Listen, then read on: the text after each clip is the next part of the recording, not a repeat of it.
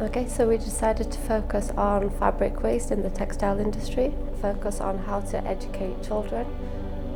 For that we designed a waste machine that transforms the fabric scraps, old clothes that the children could input into the machine, and then at the end of the machine the outcome is a teddy. Do më thonë si target na I kemi marrë fëmijët. Ideja është që mas pari ata mu vedisu që ato rrobat e vjetra munen me u riciklu. Po në të njëjtën kohë më konë edhe fan që e pjesa e riciklimit, që ata me pa të kriju një lodër e caktume. Edhe këtë makinë do më thonë e kena para pa, me e vendosë në disa vende ku janë do më thonë ma të frekuentume prej fëmijëve, edhe më konë e leveshme që sa ma shumë fëmijë me pa edhe mu vedisu qysh munden mi reciklu tekstilin e vjetër në përgjithësi eksaktësisht rrobat.